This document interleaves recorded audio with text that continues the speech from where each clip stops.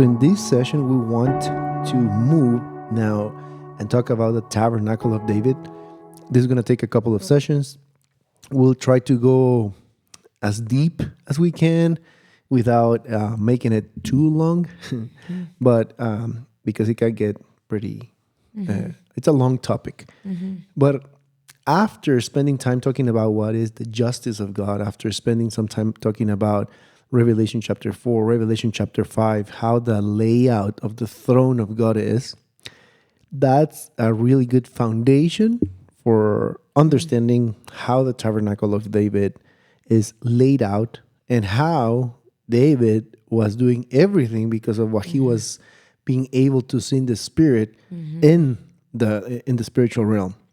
So we see, if we talk about David, usually we talk about David being defeating the shepherd, being a shepherd, defeating Goliath, being a king, all those things. But or even his failures and all that he suffered with Saul. Right. And that's David's story. that's a big part of his story.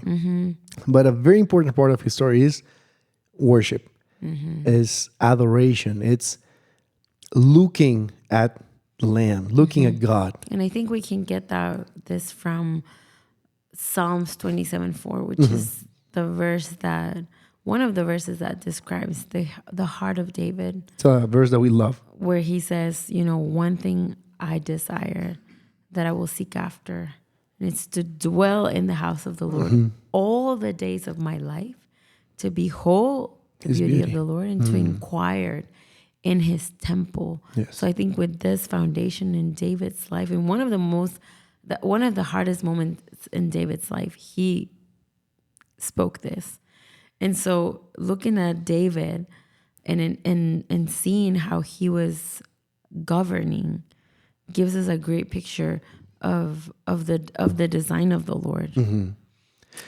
And also what David started in this little tent, this tabernacle that we're going to be talking about, throughout the scripture, there's multitude of prophecies talking about the reestablishment of that specific tabernacle in the nations as we get closer to the return of Jesus. Yes, we're going to read a few of these verses.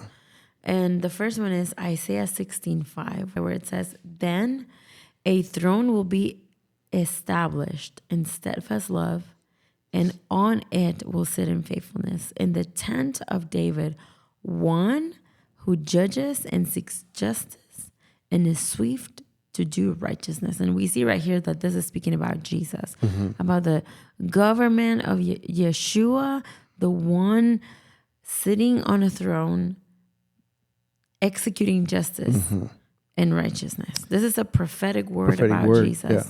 Then we see Amos 9:11. It says, "In that day, I will raise up the booth of David that is fallen and repair its breaches and raise up its ruins and rebuild it as in the days of old." So there was a moment when this booth was functioning. There was a moment when In a this proper way. tent was good, established, according to the design of the Lord, but it was broken. It was fallen. So this is a prophetic word of the reestablishment of this booth. And then now Acts 15:16 says, "After these I will return," again the same prophecy, "and I will rebuild the tent of David that has fallen. I will rebuild its ruins and I will restore it." Jesus is going to restore this at the end, Yes. when he sits in the temple and reigns and rules all the nations. So if you have time, please pause this video and go ahead and read 1 Chronicles chapter 25.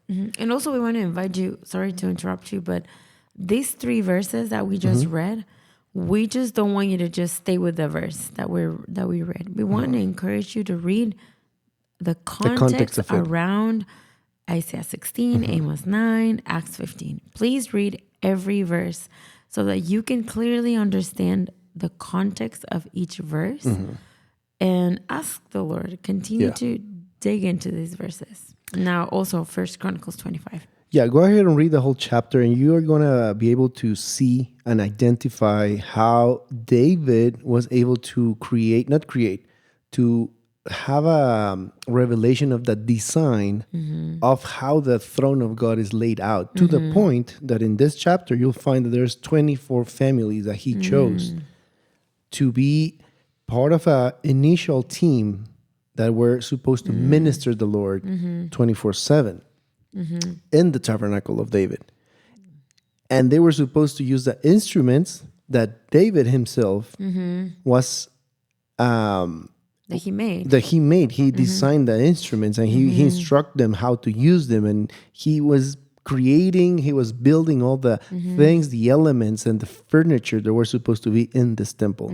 So as we talk about the prayer house, because that's the topic of this online course, is that the prayer house is not a model that we copy from someone else or from a church or from a ministry or from another prayer room.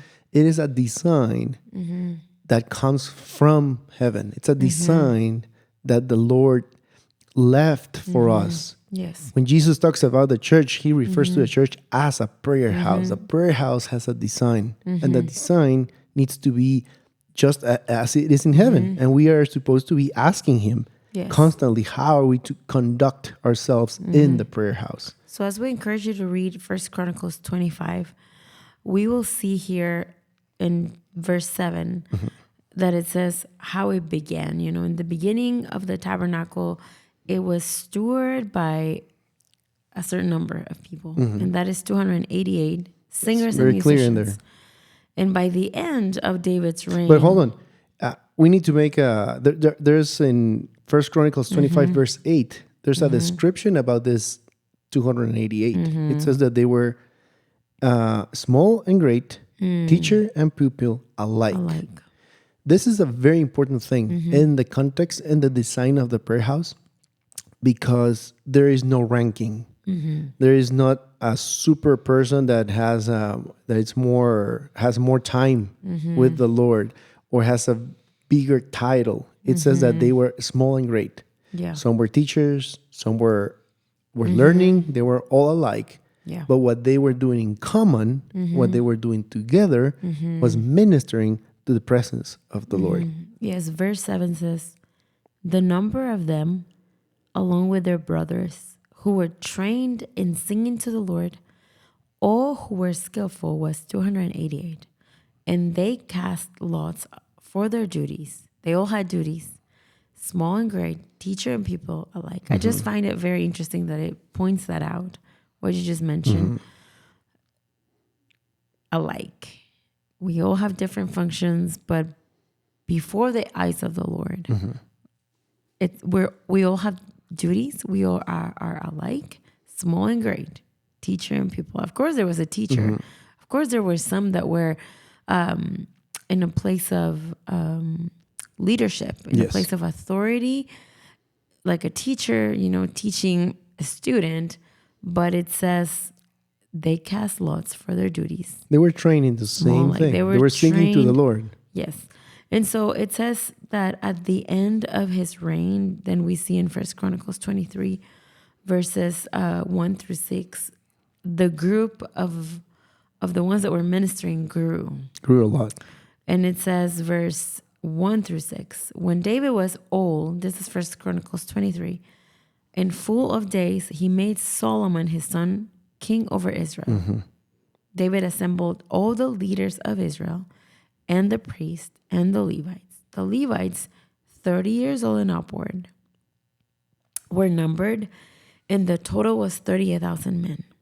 24,000 of these, David said, shall have charge of the work in the house of the Lord. 6,000 shall be officers and judges, 4,000 gatekeepers, and 4,000 shall offer praises to the Lord with instruments that I have made for praise. So it went from 288 to 4,000. And David organized them in divisions corresponding to the sons of Levi, Gershon, Kohath, and Merari. So it grew from 288 to 4,000. Now, David understood this design in such a way, and he understood the importance of having this place for ministering to the Lord, having musicians singing, worshiping, bringing the incense of intercession to the point that he was paying them. It became their job. First Chronicles 9:33 says, now this, the singers, the heads of the fathers' houses of the Levites, were in the chambers of the temple, free from other service, for they were on duty day and night. So the 4,000 were not singing at the same time. There were shifts. People was in charge of different watches, different moments to come and minister the Lord. But David said, you are free from other service. This is what you're going to do. You're going to minister in the house of the Lord. First Chronicles 16:37 says, so David left Asaph and his brothers there before the ark of the covenant of the Lord to minister regularly before the ark as each day required. I just want to point out here that I just thought that it would be really interesting to see that David started with 288. You know, he was faithful with the 288. And it grew to 4,000.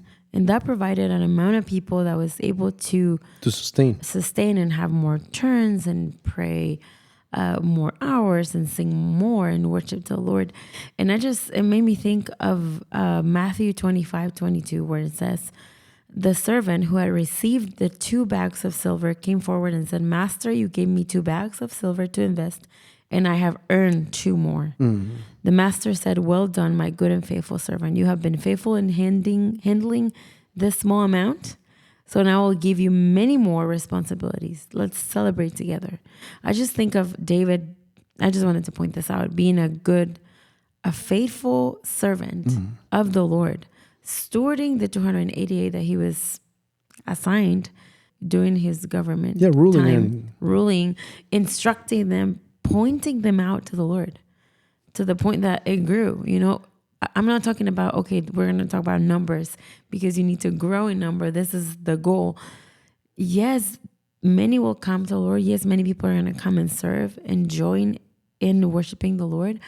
But David was faithful. There was one thing that he wanted, it is to worship the Lord and to host the presence of the Lord in that place, in that tent, that he was faithful to instruct this 288. Then it ended up being 4,000, and then he instructed his son, and that's another topic. But I think just seeing that is a really good principle to learn about stewardship in the house of the Lord. And also, David was successful in many things that he did as a king. And it was because he was practicing this design. This design was in place when he was ruling over Israel. The Lord was in the center, and people will gather around the presence of the Lord, and they will minister to the Lord. And you started by quoting Psalm 27.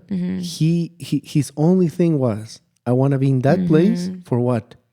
To behold his beauty. Behold him and to inquire. As he beholds all the days of my life. As he was beholding, he was inquiring, he was asking, he was making decisions out of that place, and that's why he was a successful king. Of course, there's things that he did wrong, as every human being.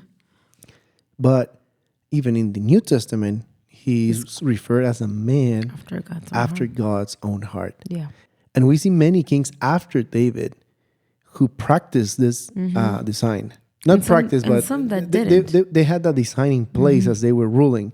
And there's kings who didn't. And we're going to go through some of them maybe in the next session and see which kings had this in place and which kings came to rule and reign and saw that the design wasn't working. It was not in place, and they had to rebuild it. They had to reestablish it because it was needed.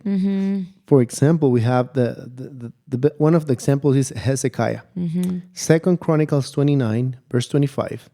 This is talking about Hezekiah. And Hezekiah, I'm talking about Hezekiah, stationed the Levites in the house of the Lord with cymbals, harps, and lyres. Check this out.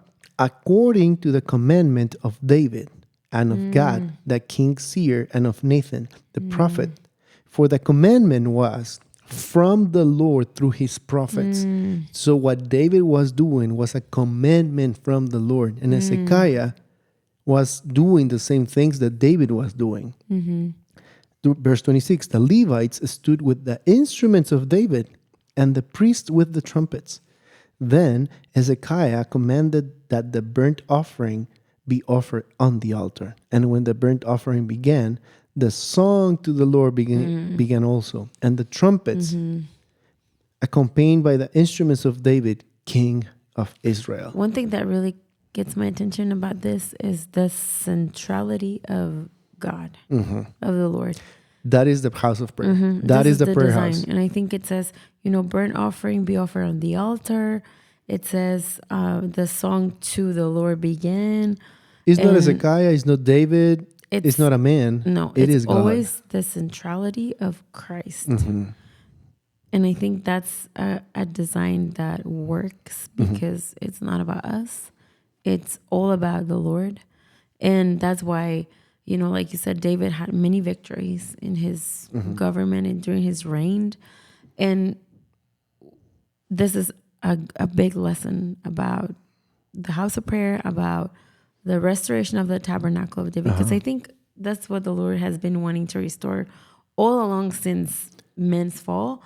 It's God and our abiding in Him. Yes. And making it about Him, because it's all about Him. It's not about us. And this is why the restoration is about restoring that original design. That original design. Now check this out. Again, let's keep reading 2 Chronicles 29, but verse 34.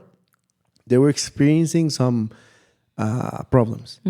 But the priests were too few and could not flay all the burnt offerings. So until other priests had consecrated themselves, their brothers, the Levites, helped them until the work was finished.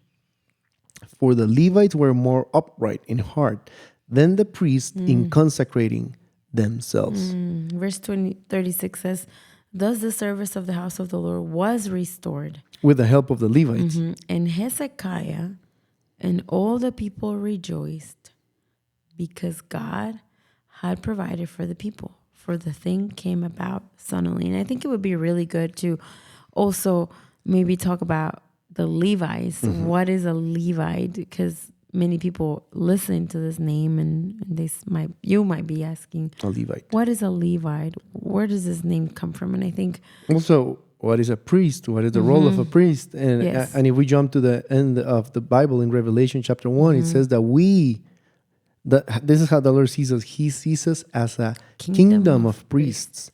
For God. For God. So as the job of these priests were to be consecrated and to bring the offerings in the tabernacle. We are a kingdom of priests. What are we supposed to be doing? Consecrate ourselves, live holy lives, and minister in the prayer house to His presence, minister Him.